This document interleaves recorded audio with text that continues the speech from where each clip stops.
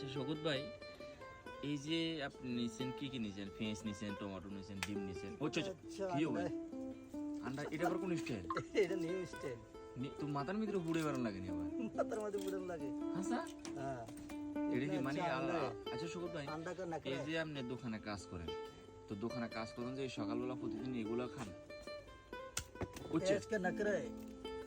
কি ভাই? कितना अच्छा प्याज है, प्याज का नखरा है, प्याज से खून बनता है, अंदर है प्याज का नखरा है। কিউ এটা কোন স্টাইল আবার?